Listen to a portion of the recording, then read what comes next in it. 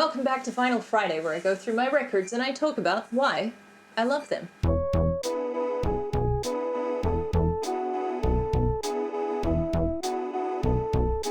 This week is our classic album week for, what month is it? It's March. I put up a poll in my community tab and the winning album was Nirvana's Nevermind. Today's album is considered a classic not only because it ended hair metal's reign of terror over the rock music landscape, but also because it ushered in an entirely new era of Western music, basically. It made alternative rock mainstream, and its lead single even bumped Michael Jackson, the king of pop, off the #1 spot on the charts. However, this month's poll was easily the most controversial classic album poll to date for the channel, as Nirvana's Nevermind and Simon Garfunkel's Parsley, Sage, Rosemary and Thyme went head-to-head and vied for the top spot. At the time of recording this, the two albums are still only a percentage point apart. I eventually just had to call it. Nirvana was at 33%, Simon and Garfunkel was at 32%. But it wasn't only the numbers. The comment section was also filled with these very strongly worded comments, and a number of people who said that they would flatly refuse to watch anything that I made that features Nirvana, which is fine, I guess. You know, the beautiful thing about YouTube is that you can watch what you want and when you want. But for those of you who did decide to stick around and see what I have to say, my goal for the week is to break down the reasons that people dislike Nirvana and hopefully provide you with a convincing counterargument by demonstrating examples of what the band does well. Wish me luck! First, we're going to speed run a little bit of background information on the band and what brought us to this very decisive moment in Western music. Nirvana was formed in Aberdeen, Washington in 1987, although the band did skip town as soon as they were able because Aberdeen, Washington looks like this. And please know that I say that as a resident of a region that also often looks like that, or at least it used to often look like that until climate change started wreaking havoc on the local weather patterns. The band underwent several lineup changes, but they hit the sweet spot with Kurt Cobain, principal songwriter, lead singer, and guitarist, Chris Novoselic, he's the bassist, and also Dave Grohl, who played drums. Nirvana had a band trajectory like many others, at first, at least. That is to say, they were active in a lively local scene in Seattle, famously. They did a lot of gigging, they did a little bit of touring, and they put out a cheaply produced first album.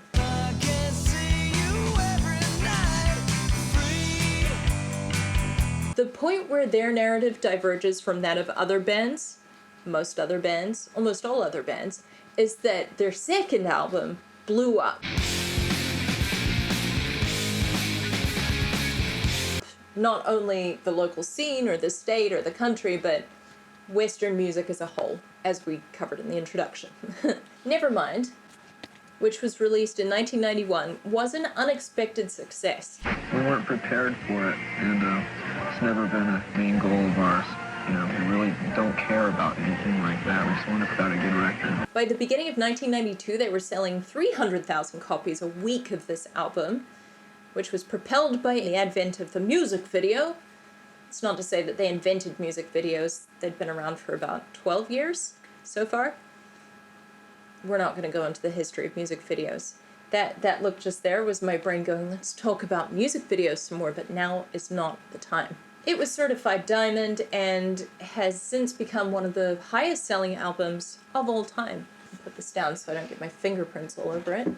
Too late. My fingerprints are already all over it. At least I didn't write my name on the cover. Shout out to Julie and Mary Reed from last week. It was also added to the National Recording Registry in 2004 by the Library of Congress because it has cultural, historical, or aesthetic significance. I would argue all three. And it's listed on almost every greatest album of all time list that exists, or has existed since 1991 at least. It sounds like this.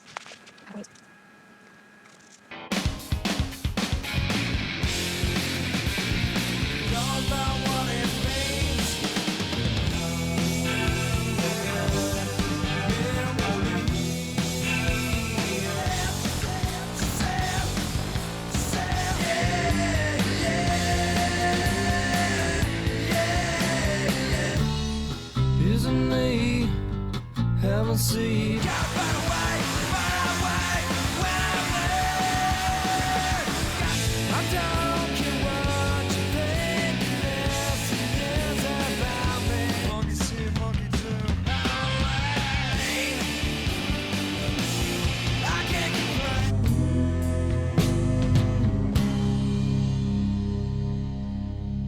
Man, that is a solid set of songs right there. I probably say that every classic album week. For this section of the video, we're going to be focusing on one of the deeper cuts of the album, Lounge Act.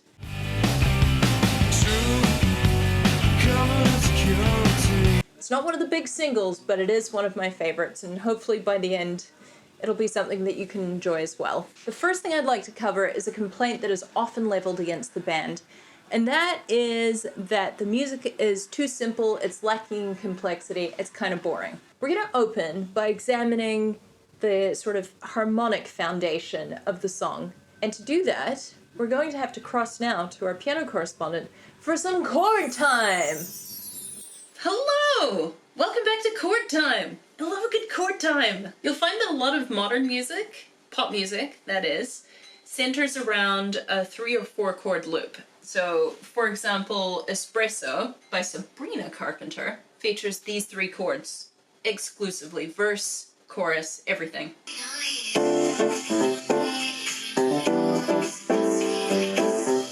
Etc. Verses, chorus, same 3 chords. And I am not hating on Espresso. I love the song just as much as everybody else who is addicted to it.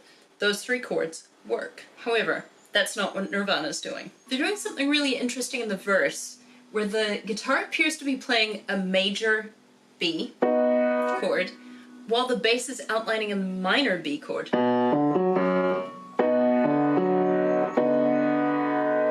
It doesn't work on piano, but it works really well on guitar, so we're just gonna play our B chord like this. So these are our verse chords.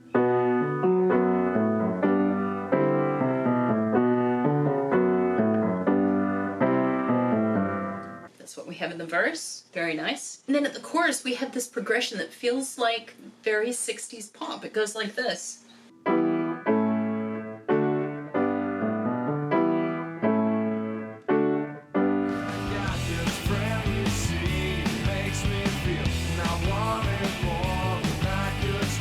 Until at the end of the chorus when we go.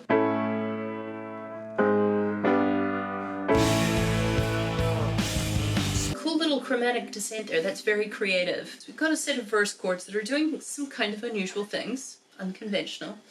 We've got some chorus chords that are perfectly nice but kind of anachronistic.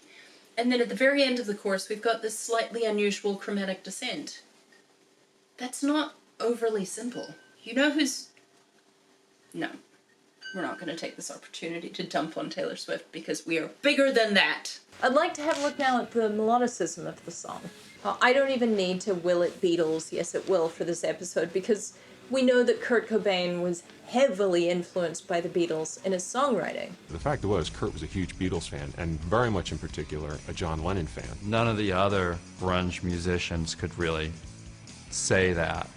You know, in fact, I think they were all busy rebelling against the Beatles. I think it's for this reason that Nirvana is consistently singled out as a rock band that has these hooky, very poppy melodies, in contrast to some of their contemporaries. Like, you don't hear that so much about Tad. This is the really poppy grunge album. They weren't calling it that at the time, so it's a bit of a contentious label. We're going to go back to the piano correspondence so we can look at how the melodies interact with the chords that we looked at earlier. This, I think, is really where the chords shine, the interaction between the chords and the melody. Typically in a song, the melody will land on one of the notes that defines the chord. So if you're in C major, typically one of the notes that emphasizes the melody, one of these 3 notes, which are what define C major. You can't have C major without those 3 chords. Notes, not chords. Notes. You can have passing notes between them, but typically these notes help to establish what key you're in melodically. In this song, Kurt Cobain is landing the melody on notes that aren't supporting the the chords. The first note of the melody is the same as the root, pretty standard. But when we get to the G, instead of being one of these three notes, it's this one. When we get to the C, that's the melody note here. That's not one of the three notes that defines C major. And that makes the melody a little bit uncomfortable, a little bit discordant. That is definitely not simple or conventional. And what's great about that is it's still a poppy hook, despite sounding wrong.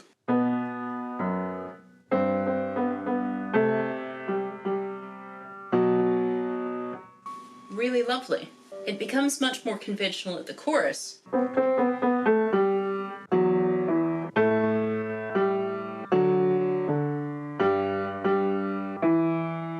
With the exception of one of those notes, the rest of them fit within those triads of the chords. And I think that this is also especially good songwriting, because if you carried the dissonance through the verse and the chorus, it might feel like too much. It might become too uncomfortable. And then when he's singing over that chromatic descent, he's letting his voice slide, so the note is actually kind of indistinct.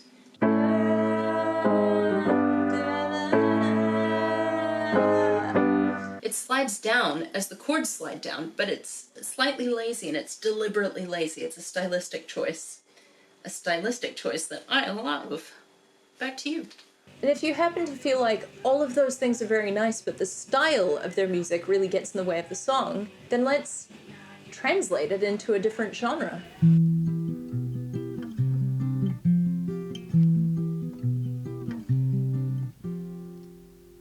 Truth covered in security, I can let you smother me. I'd like to, but it wouldn't work. Trading off and taking turns. I don't regret a thing, but I got this friend, you see, who makes me feel, and I wanted more than I could steal. I'll arrest myself and wear a shield. I'll go out of my way to prove I still smell her on you, smell her on you, smell her on you.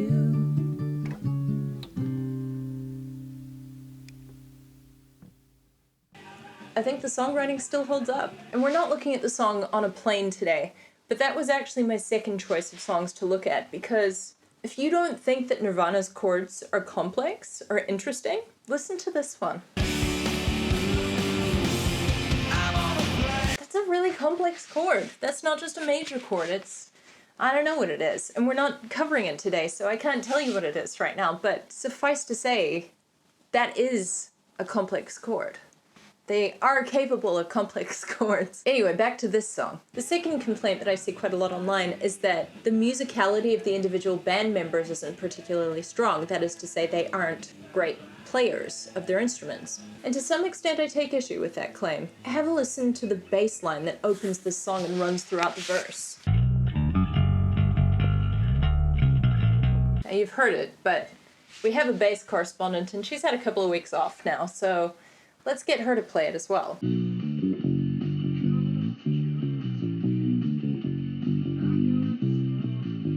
then at the chorus, it does this.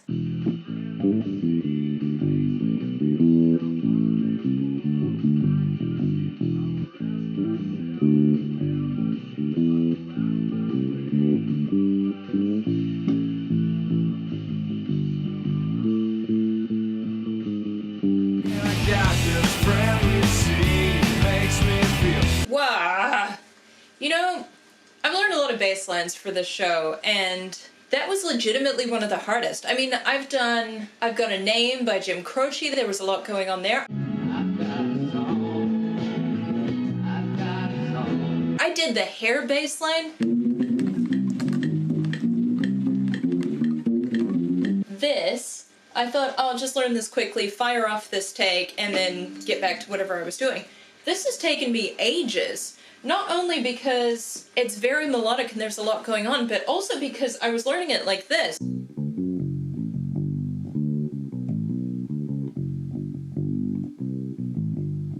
Which which is all in one place and very straightforward. But no, Chris is playing it like this. He's all over the fretboard. And then on top of that, the song has kind of like an uneven number of verses. So there's this like 2-phrase repetition. The first is... The second is... And that repeats. It's cut in half the last time. Into the chorus. And then, there's like a little trill on the top string. At the chorus. And a mute. And that... It's very anachronistic. That's very old-fashioned, that chromatic run. And he's not just doing the same thing every time. Like the first half of the chorus, he's playing... Second time he's playing... Which just creates a nice amount of interest. I've just realized that as I have the microphone in front of the bass amp, you probably can't hear very much of what I'm saying at all, and I'm going to have to use the crappy camera microphone. It's just not a good week for microphones, friends. It's just not. Back to you. Chris, at this point in time, didn't necessarily have the best technique as a bassist, but to come up with a bass line that is that melodic, that's that inventive, I think that takes a degree of musicality, innate musicality. And especially when that chorus comes around, it feels very McCartney-esque, dare I say. If we listen to the drums, they are not deliberately flashy. I didn't throw a bunch of drum fills in there. I kept it as simple as possible, and that was sort of an unspoken rule. However, what lacks in flair is made up for in brute force. They played to serve the songs, not themselves. And what this song called for was brute force. What a lot of Nirvana's songs called for was brute force. Dave delivers. And last on this front, Kurt Cobain is often accused in online spaces of being a poor guitarist. And maybe he's not the world's best lead guitarist, but he is an excellent rhythm guitarist. We all know the song, but if we listen to the beginning of Smells Like Teen Spirit, you catch that... It gives the guitar this very percussive element, and although it's kind of a weird comparison to draw, it reminds me a lot of Nile Rodgers, specifically in the song Freak Out. Le Freak, c'est chic. Not in that they sound the same tonally, or that they're being used in the same kind of music, but that the guitars in both instances are being used to further the rhythmic element of the song. They are rhythmic instruments as opposed to lead melodic instruments. And when you look at it in that sense, Kurt is a fantastic guitarist. If we listen to it in the context of Lounge Act, he's syncopating. He's muting the guitar in a very specific way that emphasizes that ba ba ba ba ba ba, whereas a lot of rhythm guitarists will just play through that entire thing. There's a bit of subtlety in his playing that contributes so much rhythmically to a song. Next up, Kurt's singing. People make the complaint that Kurt's singing is loud and shrieky and not especially in tune. To the former points, being loud and shouty doesn't necessarily mean that the singer is unskilled. And to the latter point, Kurt Cobain is actually a very accurate singer. If we have a listen to his vocals in the verse, he's singing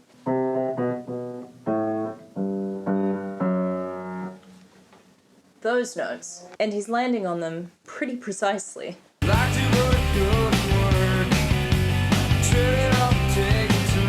He may be slurring them, he may be kind of bratty in his delivery, but again, that's kind of what the song calls for, and you can't deny that he's landing on all the right notes exactly. Not only that, in the second half of the song, he bumps that vocal up an entire octave. And if that's not tricky enough, because a lot of singers do find that tricky, present company included, he's pushing his voice to a very unstable, gravelly, distorted place. And he still landing on the right notes, with very few exceptions.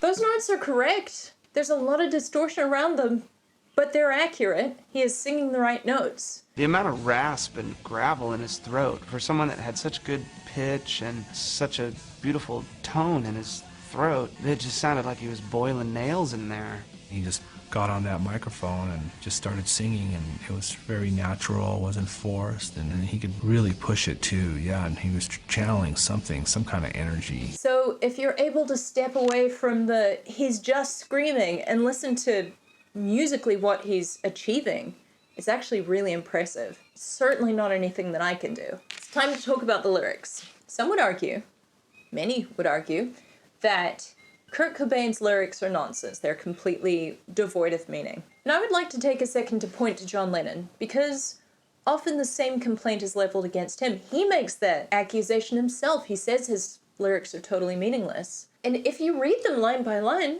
they do kind of sound like nonsense.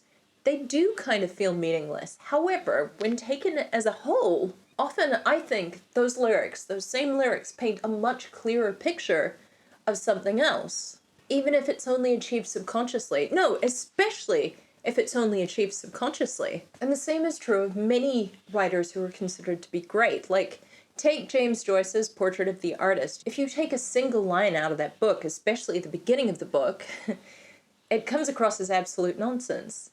But if you read the book as a whole, it's considered a classic. I think the same approach needs to be taken with Kurt Cobain's lyrics. Individually, they may not sound like much. For example, I've got this friend you see who makes me feel, and I wanted more than I could steal. I'll arrest myself and wear a shield.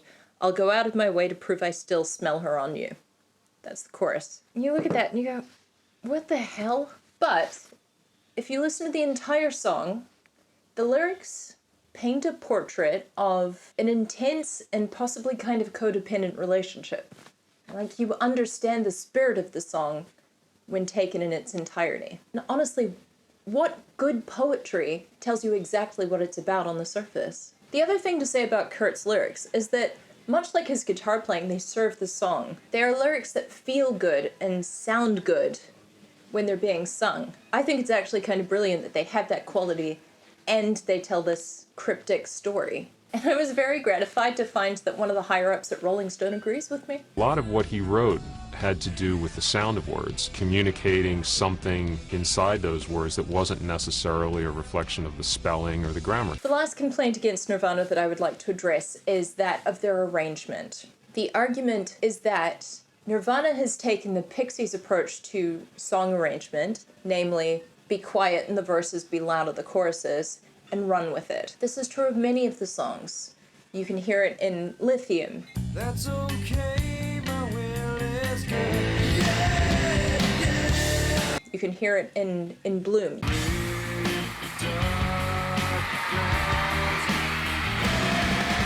You can especially hear it on Smells Like Teen Spirit. But you'll notice that those three songs are singles, and it makes sense that they have selected them for singles. It is very effective to experience a drop into a chorus that is much louder than the verse. It has a heightened dramatic impact.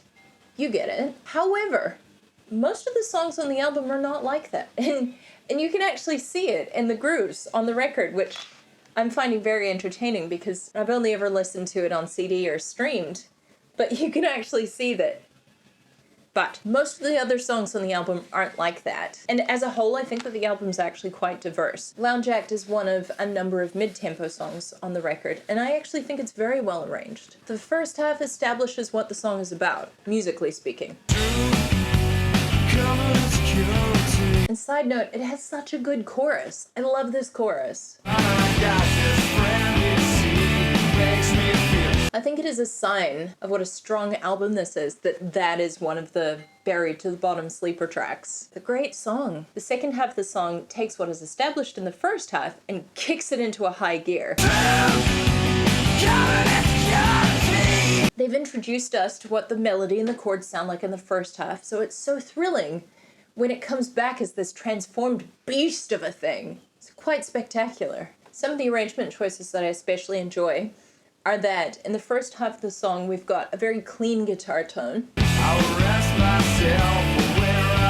And then when we get to the end of the chorus, so that clean guitar tone runs through the verse and into the chorus. When we get to the end of the chorus, the really dramatic moment at the end, they introduce a distorted guitar sound.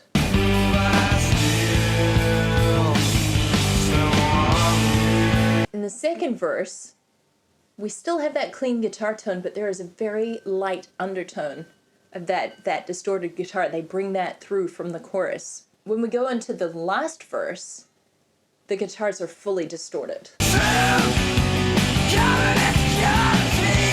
There may be a little bit of that clean guitar left, but everything to me sounds a lot dirtier, a lot heavier, and it sounds like there's a lot more of the distorted guitar in the mix than there had been previously in the song. Dave Grohl actually does quite a lot to increase the energy of the song in the second half. At the beginning, he's playing this, what sounds like a very sloppy hi-hat. I think that's right, I'll have to watch a video to check. That's a very Ringo approach. Ringo loves the sloppy hi-hat. Later in the song, that leaves room for him to build the energy using more of the crash and the ride cymbals. Way splashier. When you loosen your hi-hat, it makes a lot of noise, but they're smaller cymbals, so it's quite a narrow, explosive noise, whereas with the bigger cymbals, they feel much splashier and louder and more expansive, which is what the song needs in the second half. So there we go. I trolled through Reddit, I found what people's complaints were against Nirvana, and that was basically all of them that I could find. So those are my counter-arguments, and I hope that you found them convincing. If your dislike of Nirvana centers around the belief that back in your day music was just better, that's a viewpoint that I would like to take apart and examine a little further. And in order to do that, I've spoken to two people who had opposite relationships to the music of Nirvana. The first is my friend Ellen, for whom this album was a formative part of her youth. And the second is my father, who first heard a Nirvana song last Friday. Let's talk to Ellen first.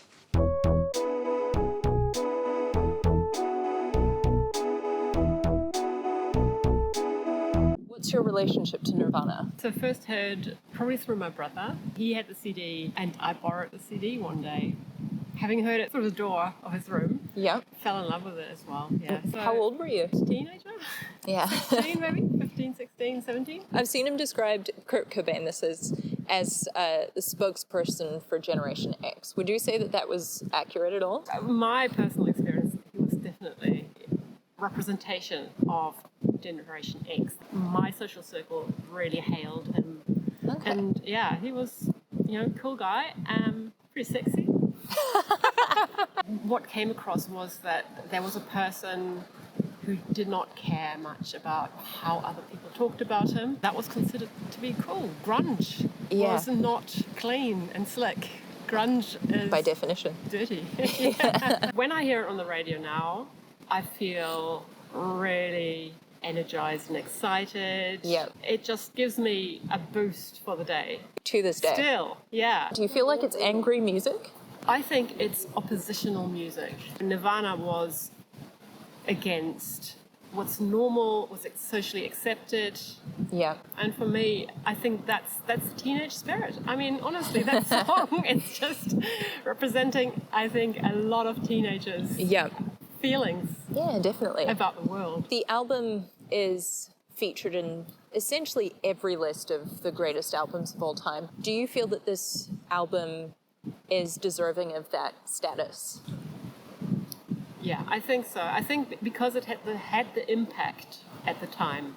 Right. You still hear it on the radio. That seems to have a longevity, and it seems to still ring true with a lot of people. It is just a social document. And now this is the conversation I had with my dad.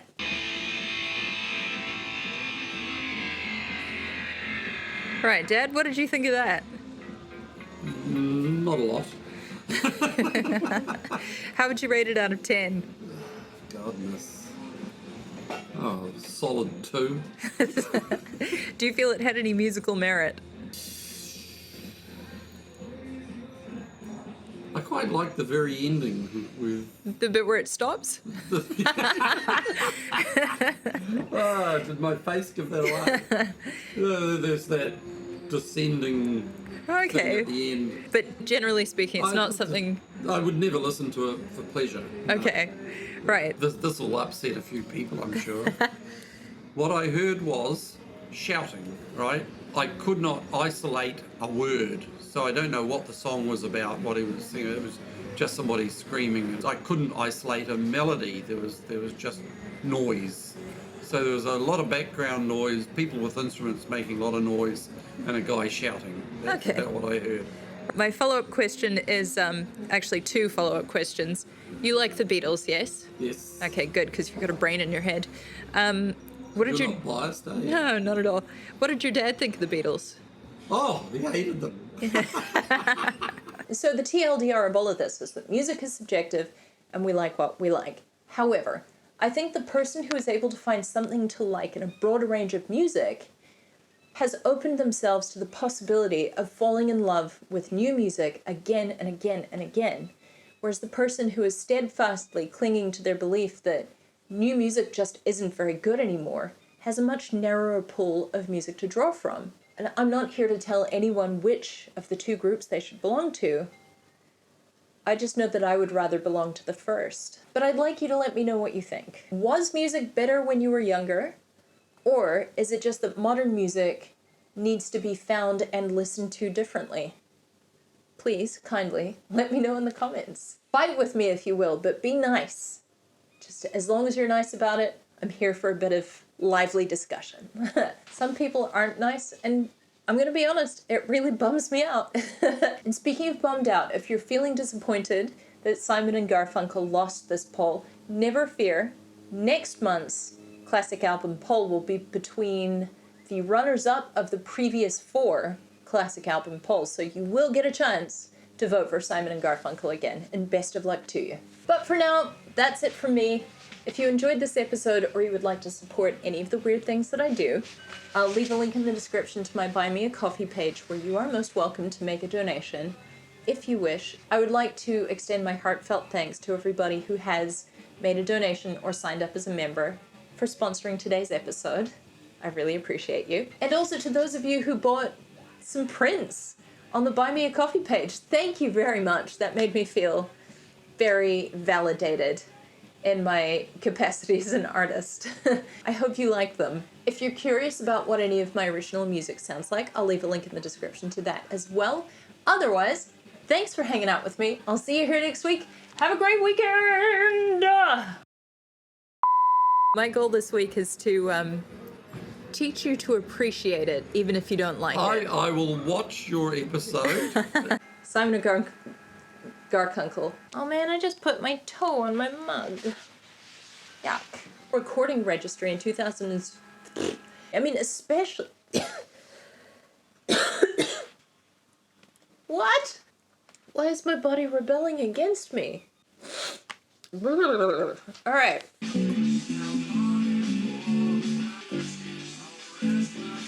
Oh man, I'm gonna stop and practice a bit longer. I have a headache. Wah, wah, wah.